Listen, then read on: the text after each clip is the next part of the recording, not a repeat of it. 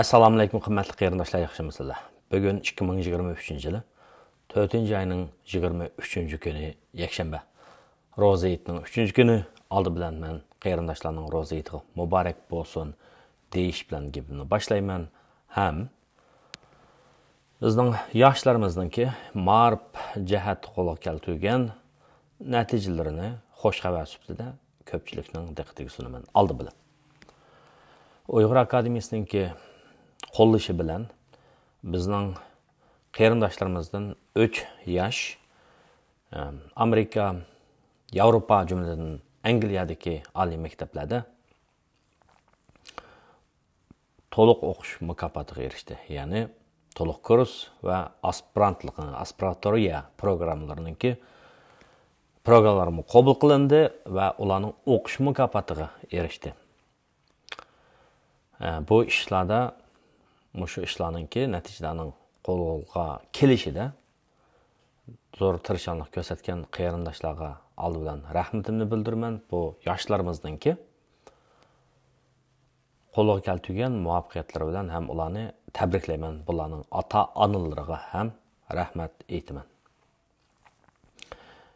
Shuning bilan birlikda yaxshi o'qigan yoshlarimizningki Fransiyadagi doktor Mamtumin Abbas qarindishimiz bilan aloqalashib, o'zininki o'lchamlik imtihonlardan, ya'ni ingliz tili saviya imtihon natijasini, o'zining oliy maktab natijasini ko'rsatishi orqali Amerika va Angliyadagi oliy maktablarga o'qishga iltimos qilgan vaqtda bulardan, ya'ni Mamtumin Abbas orqali o'qish mukofotiga iltimos sunib baqsa bo'ladi degan bu tavsiyani ham qilib qo'ymoqchi.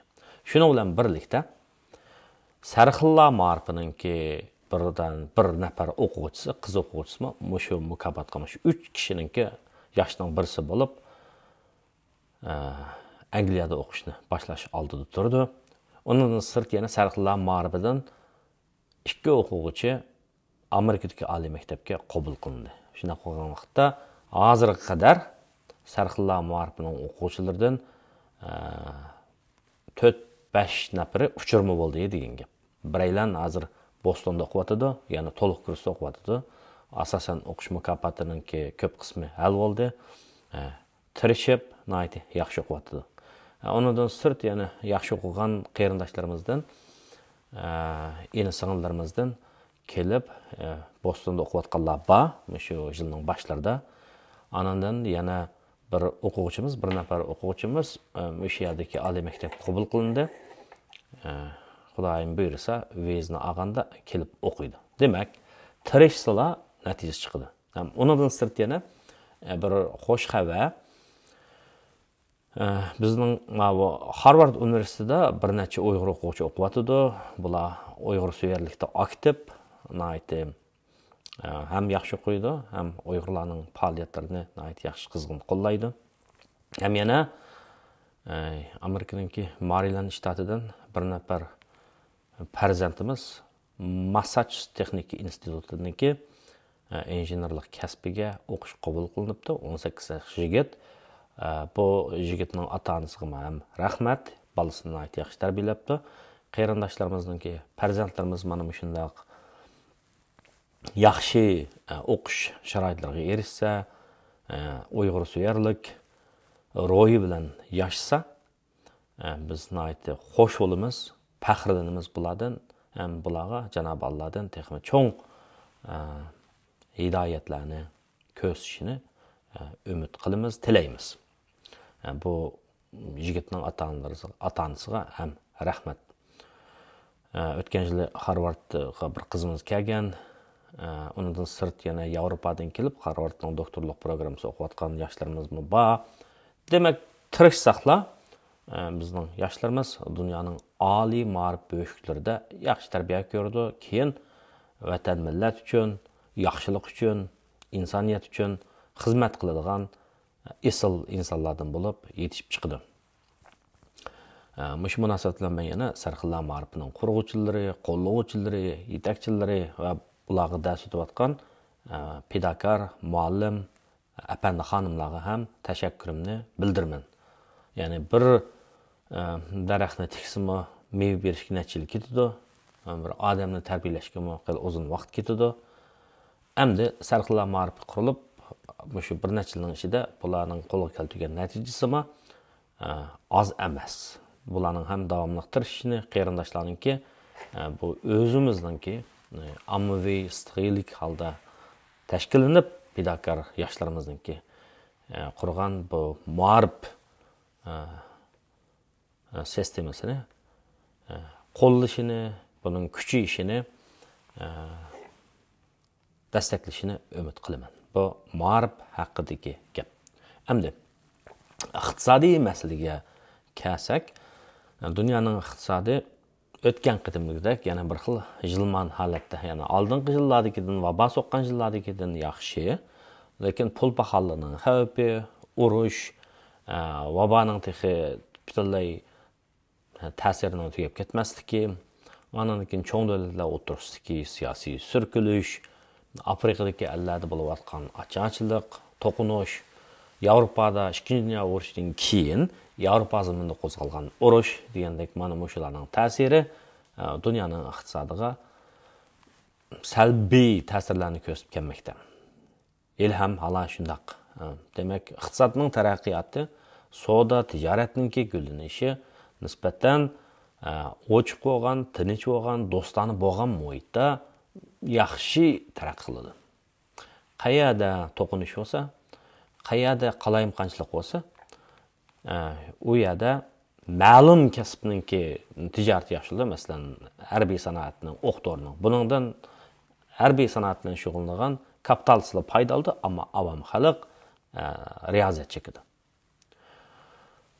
Hozir shundaq sabablar tufaylidan dunyoning umumiy ahvolida namratlik ishiyotgan, Afrika ellarida ocharchilik ishiyotgan, andan keyin pul pahalligining tahlikasi kishilarning ko'ngliga vahima solayotgan, urushningki vahimasi ham kishilarning ko'nglini parokanda qilayotgan, cho'ng davlatlar o'rtasidagi munosabatning demokratik kuchlar bilan hokim mutlaq kuchlarning o'rtasidagi put tepishning o'tkazilishi qatorliq shundaq ahvollar dunyoning tinchligiga ko'langi tushiryotadi. Ham bu iqtisodningki toza rivojlanib ketishiga to'salg'i putlik qachon bo'layotadi. Bu makrolıq jihatdan deydigan gaplar. Hamda davlat ichidagi masalalarga qarasak, Yevropada, Angliyada pul pahallığı 2 xonalik son bilan ish bangan bilan Amerikada eng yuqori bo'lgan vaqtda 9% yetganlar 40 yildan buyongi uzluksiz 7-8 qatimliq o'simni o'stirish natijasida Markaziy bankning bulutining 5dan boshlab hozirga qadar pul pahallığı hali tushdi, ya'ni 30-40% tushdi eng yuqori nuqtadan. Bu Təxi Mərkəzi Bankının, yəni makrolıq siyasət belgüçülərinki kütken tələb yetməyənlik üçün bunlar 5-ci ayda yəni bir qıtım ösümünü östürümüzdə oyuluş ötübdü. Yəni 0,125%, bu digərlik 1%-nin 4-dən biri, yəni östürümüzdə ötüdü. Anandan keyin bu xil ösümünün ösüşü, əlbəttə ösümünün östürülüşü şirkətlərinin hazırki fəsillərdəki paydasına, keyinki fəsildəki ticarət planlarına təsir göstərdiyi üçün bu, yəni onların paydasını tövəndürdiyi üçün bu kapital bazarlarda, pul muamele bazarlarda mı özünün əks təsirini, yəni özünün təsirini tapıdı. Şuna ötken qıtımlıq siyada pərəz qıyğandakidək, mən yəni şu qaraşdı durumən, bu yıl iqtisad, cümlədən Amerikanın iqtisadı ötken yılınki qarğan çağda yaxşıraq oldu, payçıqı bazara bu pul muamele bazarı. Amma bək oylağandaki yaxşı olub getməydi o degan qaraşda turman. Anadan sırt yana ayrım suallar keldi. Ötkende bir qarindoshlarimiz inovatli kartochka va ularning nomer qo'yish, bir odamda inovatli kartochkada nechisi bo'lish, andan keyin nomerlarningki shu FICO nomerlarining, masalan, Experian'ning nomerlarininki bu odamga qanday ta'sir ko'rsatgani to'g'risida so'ragan, u to'g'risida so'zlab o'tdim. inoat kartochkani jiq badi deb jiq elib olgan narsa emas, chunki xalqning puli, o qarz ona loyig'ida ehtiyojga qarab iltimos qilish kerak. Chunki adadan jiq ziyada credit cardni, inoat kartochkani ichib olgan vaqtda shu odamningki inoatlik kartochka nomeri, FICO nomeriga yoki Experian nima qilgan nomeriga, chiqargan nomeriga ta'sir ko'rsatib tuvaltidi. Ya'ni bir odamning yuki jiq bo'lsa, mo'kchib qolganligida credit cardning o'zimi, inoat kartochkaning o'zimi bir yuk, qarz, ya'ni majburiyat o'taydigan, xajilgandan keyin to'laysiz. Olgandan keyin, qazag'andan keyin ana to'laydigan ish chiqadi. U bir qarz. Qarz olganligi uchun onu to'laysiz, onu vaqtida to'lamasangiz, uning o'simi haddidan ziyoda ig'ir, hatto 30%lik, ba'zilarining 34-35%lik. Bu chaqda qisqa muddatlik ozodlikni izlab, bu xil to'zoq tushib qolgan vaqtda, ya'ni u kartochkani ichib 0%lik qarz va'da deb, yana birsini qarzini to'layman deb, o'sha xil to'zoq tushib qolgan vaqtda bu bir xil aylanma holatni shakllantirib, sizningki turmushingizni, ro'yingizni cho'ktiradi, turmushingizni tartiblashtiradi. Shunga shu biz deymizga savodlik degan vaqtda burun yiziqni bilib yoza olsa, o'qiy olsa savodlik degan bilan keyin 90-yillarda, 2000-yilning boshlarida kompüter bilimlerini bilmese, ancha ular savodlik bo'lmaydigan hisoblangan. Hozir mana shu pul muomala bilimlerini bilmese, yana hozirgi dunyoda, hozirgi zamonda bir savodlik inson bo'lmaydi. Masalan, shu o'zimizningki, bizning hayotimiz iqtisodiy faoliyatlar bilan chambarchas bog'langan. Elayotgan maoshimiz, ishlatayotgan inoatli kartochkamiz, uy setilishda olgan qarzimiz, mashina setilishda olgan qarzimiz, zayımlarımız, idoralardan beradigan pensiya pul uchun ayırgan pul, 201B, 203B, 201K deydigan. Ananikin Roth, pensiyalik retirement ekan deb qo'ydi, pensiyaga chiqishda tayyorlaydigan. Mana bularni bilmasak, keyin ziyon tortamiz. Chunki mening birinchi leksiyarim mushundan boshlangan. Yani bu kanalning birinchi leksiyasi keyingi hayot uchun Allah ömrümüzde bersa, yaşangan vaqtda hurmatimiz bilan yashashimiz uchun, muhtojlikdan xoli bo'lishimiz uchun azroq keynimizga bir narsa tashlab qo'yish. Yani ota-bobolarimiz shunday qilgan deb men so'zladim shu chaqda. Esimda qilishcha 2 yildan ilgari. Shuna yoshlik degan Lutfullo Mutallib degandagidek bir atgan o'q birdamda o'tib ketadi ekan, ammo har bir yilning har bir 360 kunning bir kunida shu kunning ishida yashab, Dale Carnegie aytgandek, ahamiyatli ishlarga bag'ishlab, bilimlarimizni oshirib, qo'shimcha kirimlarimizni ko'paytirib, yana xizmat bo'lsa, qila olsaqlar, salomatligimizga ta'sir etmagan ahvol ostida ikkinchi xizmat, uchinchi xizmatni elib, anadan keyin ikkinchi, uchinchi xizmatdan kelgan pulni mabda'chilikqa sap qo'ysak, yoki qo'shimcha tijorat qilsak bo'ldi. Shuna qilib, al kunini yaxshi qilayotgan kishilarimiz bor. Shaxsan men bilaman, ularga apirin, chunki ishlagan ishlaydi. Qayerga borsak, shuna tirishib ishlagan odamning yuzi yo'riq dunyoning har qanday yeriga borsa. Shunga shu hozirgi dunyoda, jamiyatimizda savodlik hisoblanish uchun pul muomala bilimlarimizni bilishimiz kerak. Shunga kishilarimizningki kitoblarni bo'lsa o'qib qo'yishimiz kerak. Bu deganim mening kitobimni o'qinglar deganligim emas. Uni o'qiydigan odam izlab kelib Fransiyadan xat avatib elib, Avstraliyadan, Yangi Zelandiyadan shunday xat, Yaponiyadan xat yozib avatib o'qallar. Ammo o'qimaydigan odam oldiga siz hadiya qilib bersangiz, varaqlab qo'ymaydi. Mayli qandaq bo'lishidan qat'iy nazar, inglizcha bildiganlarimiz oddiy o'qishlikni, masalan, Finance 101 degan o'xshash darsliklarni elib, o'qib, tushunib, yashayotgan davlatlarimizdagi bajninki baj siyosatlarini tushunib, o'zimizning kirimini ko'paytib mangsak, bizdan qolsa keyingi avlodlarimiz qoladi. Ya'ni avlodlarimizga ma'naviy boyliqmi muhim, shunun bilan birlikda moddiy boyliqmi muhim. Shuna qolgan vaqtda hayotda mustahkam mazmut turib yashay oladi. Bu shu to'g'risida deb qo'ydiganim hamda mush qatorda yana bir deb qo'ydim kishilardan tushgan bir necha inkas parang nima deganda uy mulk bozori haqida so'rayotganlar bor. Ya'ni hozirning o'zida uy olib qo'ysak bo'lamdi deb. Uy degan muqim mulk. Mening kitobimda equity deganni bir tushundirdim. Uy olib qo'ysangiz, sizning equity'ning sap mulkingiz eshib mangadi. Uy ijara olgan bilan uy setilishning farqini o'ylasanlar, uy ijaraga olsanglar, uyni ijaraga berguvchi qilib berib o'tsizlar pulni, faqatla yil oxirida bajni, ya'ni har yil 4-oyning 15-kundan burun bajni qaytargan vaqtda shtatlik hukumatning ma'lum siyosati bo'yicha azroqlam shu uy ijarangizga to'lagan pulga kredit berdi, undan boshqasiga asqatmaydi. Ammo uy setib olsangiz cho desa, siz uy setib olib, muqim maoshingiz bo'lsa, uy setib olgandan keyin uy uchun bankga to'laydigan pulingiz birinchisi markaziy hukumatning baj nemisini topshirgan vaqtda, bajingizni topshirgan vaqtda ularning bir kreditiga erishsiz. Ya'ni to'laydigan bejingiz to'varak bo'ladi. Ikkinchisi bankdan olgan qarzni oy siri, yil siri to'lab maqsangiz, uy sizga qoldi muqim mulk bo'lib.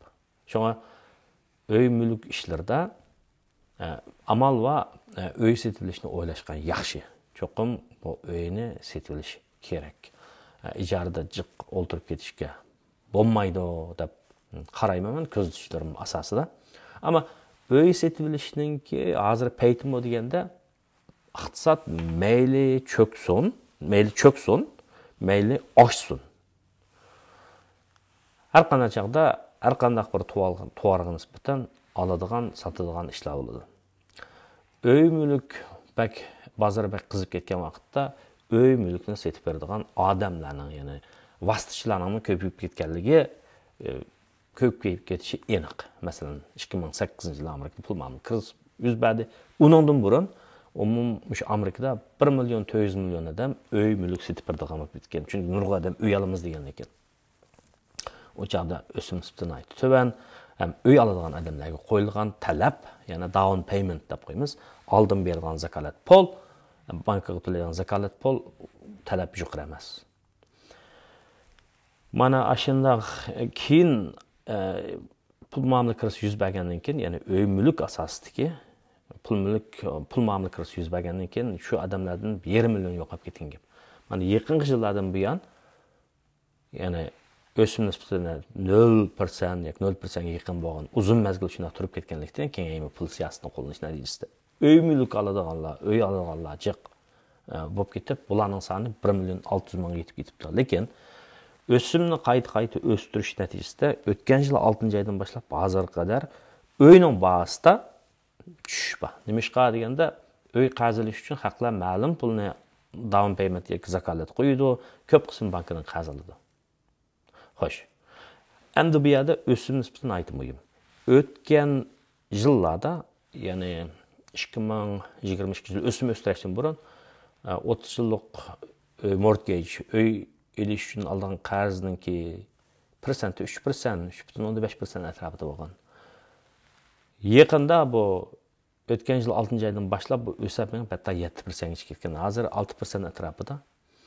Ya'ni o'tgandan, ya'ni 3% bir odam $500,000 qarz olgan bo'lsa bankdan uy olaman deb, o'tgan 3,5% atrofida shu pulni qarz olgan bilan 7% atrofida $500,000 qarz olgan odamning oyda to'laydigan mortgage, bankka to'laydigan oylik puli xil farq qildi. Ya'ni $1000 o'xshash pul olgan qarz, ammo o'sim nisbati o'xshash bo'lmaganligi uchun ma odam bir oyda $1000 jiq to'laydi. Ya'ni 7% deb qolgan odam $1000 jiq to'laydi degan gap taxminiy hisobotchimi bu. Shunga shuna bo'lganligi uchun kishilar bu yuqori o'sim o'sib ketgan vaqtda uy setib olsam to'laydigan qarzim jiqrab bo'ldi ekan deb o'ylaganligi uchun uy ilishga bo'lgan qiziqlik sal tuvanligini bilan bu uy degan kishilar biladi, ham muqim mulk, ham bir odamning uyi bo'lmasimi bo'lmaydi. Uy olgan vaqtda ham u odamning haloqi ro'y kayfiyatiga nisbatan yaxshi bo'ladi deb qaraganligi uchun odamlar davomli uy olamiz deydi. Shunga hozirning o'zida uy olsangiz bo'lamdi, bo'lmamdi masalasiga qarab aytganda o'zingizning amal ahvoliga qarang. Qo'lingizda naqd pul jiqroq bo'lsa, bankdan oldigan qarzingiz ozroq bo'ldigan ish bo'lsa, muvaffaq uy chiqsa, ep qo'ying. Masalan, Barbara Koran degan uy mulk sohasida beyg'an ayolning deydigini 20 necha yoshlik chaqlaringizlarla oliy maktabni bitirib xizmat chiqqan vaqtda ota-onanglarga havo deb ota-onanglarningki yoshlarga qilgan nasihat. Ota-onanglarning qo'llashi bilan azroq davom payment qo'yib, uy olib qo'yinglar deb tashabbus qilganlar. Men shunday qilib beyg'an deydigan shunday bir qarashlari bor. Uyni agar hech qanday bir imkoniyatimiz bo'lmagan vaqtda xizmatimizning muqimligiga kafolat qilolmagan ahvol ostida, ya'ni xizmatimiz muqim, ma'lum paytdan keyin ishdan qilish mumkin deydigan andishalarimiz bo'lgan ahvol ostida yoki azroq keyinlik tashlab qo'ygan pulimiz bo'lmagan ahvol ostida uyni elish yaxshi emas, chunki uyning besimi og'ir besim. U uy elish bilan qolmaysiz. Uy olgan vaqtda uningki tok, suv, maintenance, property tax, ya'ni uy mulk beji deydigan chiqimlarmi qilib bir yerga boradi. Şu bazarına davamlı kuzatish kerak. Ammo hozir bo'layotgan bir ish nima desa, Amerikaning uy bozorida uy qiz. Uyning bahasi azroq tushgandan qilgan bilan uy qiz. Uy setib turadigan bediklar, ama bediklar deganimizni bizningki masalan men kichik chaqlarimda shu Atishning bozorlari, Dehqon bozori, Dekshama bozori ichida ko'rgan. Jarl akamga adam shu Fayzul akam bilan Yevbul akamni kelishtirib qo'y setishtirgan chaqda Babam so'y, mana mancha pulga aysan berib, rozi bo'lib deb qo'llarini mandaq kelishtiribcha. 1 so'm, 2 so'm shering qildi deb andan Boston degan yerdan kelgan bir cho'ng'an batda, Mamat cho'ng'an deydigan shu odamning kalgo'shi deydigan mantxonlarga yuguraydigan. Anda bedikchilar. Shularning bediklar deymiz-ku. Endi hozir bizning shu chaqdagi tilimizni ishlasak, uy mulk bedikchilari ning soni 1.600.000 ga yetibdi ekan. Hozir mana uy mulk savdosida sal so'yish bo'lgandan keyin ular sal checking qilib turibdi. Chunki bu sohaga kirib uy mulk ilib setish berman deydigan odamlarga qo'yilgan talabni aytib to'van.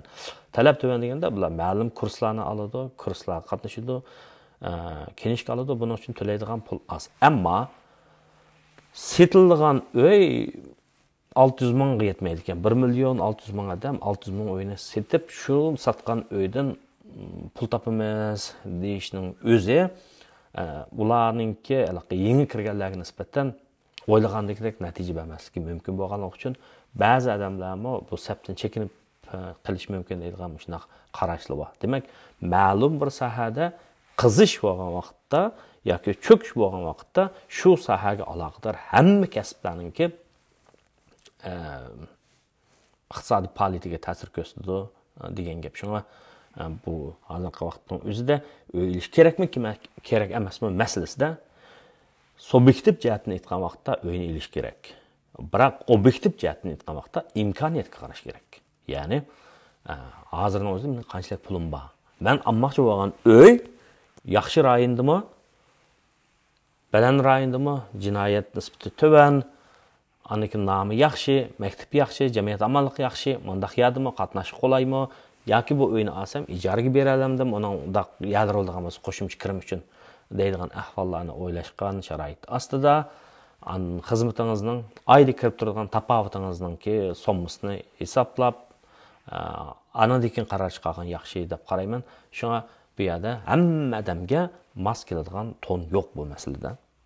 O'zimizni bak nima qilib turgan, chatirqimizni bak jerib turgan, gavdimizni bak besadigan ish bo'lsa, o ishni qilmagan yaxshi. Bu o to'g'risi gap. Eng oxirida hamda meningki ko'pchilikka, ya'ni yetkazib qo'ydiganim 3-kitobimni yozyapman. Dunyoviy buyuk iqtisodshunoslar ularning ta'limotlari deb. Buni yozish jarayonida masalan men Abdushukur Muhammadovningki shu Qutatqi bilik xazinalari haqida to'g'risida kitoblarni o'qidim. Iqtisodiy bizning ota-bobolarimiz 1000 yil burun qanday iqtisodiy ideyalarda bo'lgan deb. Nazariyavallashgan narsalarni ko'rmadim, ammo ko'z qarashlarni ko'rdim. Shuning bilan birlikda bu islom olimi dunyo madaniyatlarining bir muhim qismi bo'lgan islom olimida, islom madaniyatida cho'qim bizning shu mutafakkirlarimiz bu haqda fikr qilgan. Men bu ishlarning iqtisodiy ideyalarini kitobga yozay deb islom madaniyatining oltin davridagi iqtisod shu mutafakkirlarning iqtisod qo'shgan to'psi deb tema urib bab qo'yib yozyapman. Bu doğrusu kitob izsam tuzib chiq kitob topolmadim. Ammo muayyan narsalardan izlanish uchun bir qism kitoblarni oldim. Ma kitobni ko'pinchisi bundan qisam to'g'ri Abdorga qarab oldim jima, Abdorga qarab. Chunki S. Frederick Starr bu kishi 2019-yili Wall Street Journal'da Uyg'urlar to'g'risida aytib yaxshi maqola yozgan bu kishi. Shuning uchun bu kishiga hurmatim bor. Deganki, buni men Sarxillar bilan bo'lgan suhbatimda degandim. Uyg'urlar Xitoyning madaniyatini yo'q qilib o'tmaydi deb. Chunki bu jiltsiz cho'ng bir daraxt bu Uyg'urlarningki. O'rta Osiyo madaniyatiga alomat to'p qo'shgan xalq bu. Ayni vaqt Qaraqallar sultonligining vaqtida bular Samarqandda shundoq kutubxona qurib, Yevropa texi o'rta asr jaholatida yashayotgan vaqtda maxsus maoshliq xodimlarni ta'sis qilib, ilm ma'rifatni yuksaltirgan deydigan so'zlar bor. Shuning uchun ma odamning kitobi uchrab qolganda bu xili cho'ng hajmli kitob ekan. Lost Enlightenment. Men buni yo'qolgan ma'rifat deb tarjima qildim. Yani O'rta Osiyoning oltin davri deydi. Arab istilosidan tortib oqsoq to'mirgacha yoki cho'loq to'mirgacha degan ekan. S. Frederick Starr. Bu inglizcha. Men buni o'qib bir inimiz bilan suhbatlashish jarayonida u menga buning uyg'urchasini avatib qo'ydi. Bu nashr qilgan ekan buning uyg'urchasi. Kim nashr qilgan bo'lsa, shu qarinishimizga rahmat, tashakkur. Menda ko'milib qolgan ota-bobolarimizninki izlari, qo'shgan tuhfalari, ma'rifatga bo'lgan herismanlik ro'yini cho'qim qayta tepilishimiz kerak, yalqinlashimiz kerak. Shunga kitob o'qiydigan, mush kitobning uyg'urchasi bor ekan. Men inglizchasini o'qiyapman. Yaxshi yozilgan kitob ekan. Bir qayta uyg'unish, qallamizni silkib etish uchun aytib muhimki, shuni buni ko'pchilikka tashabbus qilgim keldi. Bu kitobning uyg'urchasi balkim qanchalik nashr qilindi o'qimayman, tugab ketdi. Buni ilm so'yar uyg'urlar agar bu kitobni ko'rgan bo'lsa, cho'qim setib olishdi, o'qishdi, muloyiza qilishdi deb o'ylayman. Agar undaq bo'lmasa, bir ilib o'zimizning tilimizga tarjima qilingan nusxasi bor ekan, kichik ish emas bu. O'qib qo'yish manfaatlik deb qaraydiganligim uchun buni ko'pchilik degim keldi. Rahmat sizlarga, omon bo'linglar.